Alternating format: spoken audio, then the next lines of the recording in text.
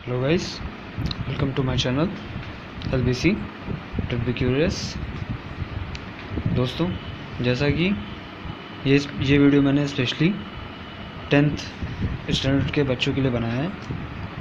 जैसे कि आप सभी जानते ही हैं कि इस साल आपका सिलेबस 70% किया गया है,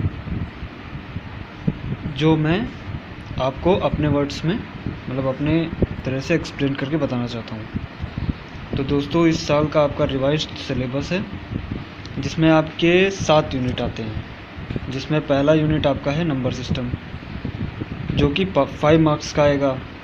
अलजेब्रा दूसरा अलजेब्रा है, जो कि 18 मार्क्स का आएगा। थर्ड आपका है कोऑर्डिनेट ज्योमेट्री, जो कि 5 मार्क्स का आएगा। फोर्थ आपका है ज्योमेट्री, जो कि 12 मार्क्स का आएगा। ट्रिग्नोमेट्री भी आपका 12 मार्क्स का आएगा, जो कि 5th नंबर पे है। मेंसुरेशन आपका 8 मार्क्स का आएगा। लास्ट में आपका आता है 7th नंबर पे प्रोबेबिलिटी एंड स्टैटिक्स, जो कि आपका 10 नंबर का आएगा। तो दोस्तों, जितने भी यूनिट्स हैं, जितने भी टॉपिक्स हैं, चाहे 5 नंबर का हो, चाहे 12 नंबर का हो, चाहे 18 नंबर का हो, चाहे 10 नंबर का हो, सभी आपके लिए इम्पोर्टेंट है। हाँ, बट ये देखना आपको ज़रूरी है कि जो ज़्यादा नंबर्स का आता है उस पर भी हमें ध्यान देना है ज़्यादा।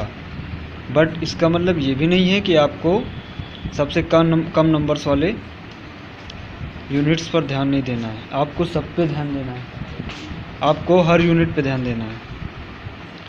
सो मैं यही कहूँगा कि अलजेब्रा जितना आपके लिए पढ़ने में आसान है, नंबर सिस्टम भी उतना ही आसान है। बट नंबर सिस्टम में थोड़ा सा आपको डीपली जाना पड़ता है, बस इतना ही फ़र्क है इन दोनों में।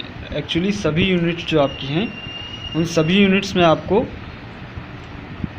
उतना टफ नहीं फील होगा। बट अगर आप मन से पढ़ेंगे तो, अगर आप ध्यान से पढ़ेंगे तो, जैसा कि आपके पास समय भी कम है दोस्तों, आपके एग्ज़ाम मई में होने ही वाले हैं। फिर भी आपके पास, अगर आज की डेट से देखा जाए 3 अप्रैल से, तो आपके पास काफ़ी टाइम है। सो आप अपने बोर्ड एग्ज़ाम्स के लिए मैथ की प्रिपरेशन अच्छे से कर सकते हैं। इनफैक्ट आपको हर सब्जेक्ट की प्रिपरेशन सेम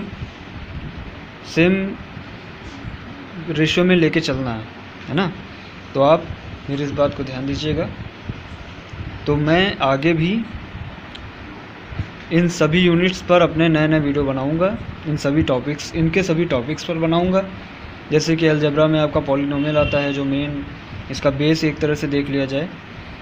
ज्योमेट्री में आपका जितना भी रिलेटेड चीज़ें होती हैं वो सब आ जाएगा। जैसे आपका सर्किल हो गया, ये सब चीज़ मेंसुरेशन में आता है। सॉरी, ये सब मेंसुरेशन में सर्किल है और आपका सिलेंडर है, ये सब चीज़ें आ जाती हैं।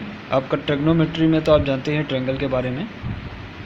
बाकी आपका प्रोबेबिलिटी एंड स्टैटिक्स, ये भी बहुत मेन टॉपिक माना जाता है। नंबर सिस्टम तो आपका बहुत ही मेन टॉपिक है, जो आपका समझे अर्थमेटिक का एक तरह से बेस हो जाता है आपके अर्थमेटिक को समझने के लिए।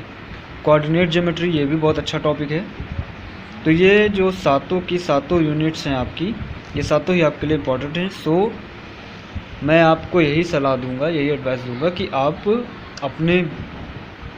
अपने जो है, अगर आपको कम टाइम में अच्छी तैयारी करनी है तो आपको ज़्यादा ज़्यादा बहकना नहीं है, और आपको एक शेड्यूल बना के चलना है, रूटीन बना के चलना है कि आपको उस रूटीन के अकॉर्डिंग ही आपको अपनी तैयारी करनी है।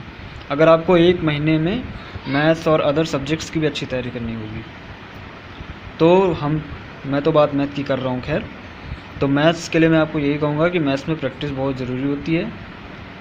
सो मैं आपसे यही as a old student request भी करूँगा कि आप जो है इन सभी यूनिट्स को ध्यान से देखें और ध्यान से पढ़ें। और बाकी इन यूनिट्स के हर एक टॉपिक्स पर मैं वीडियो बनाता रहूँगा और आप तक पहुँचाता रहूँगा अपने चैनल LBC के थ्रू।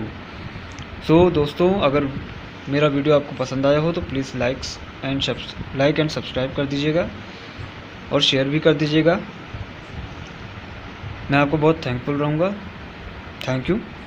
और इस वीडियो को आप ज़रूर ध्यान से देखिएगा, और इससे रिलेटेड और भी कई वीडियो मैं आपको अपने चैनल के थ्रू भेजता रहूँगा। Okay, thank you.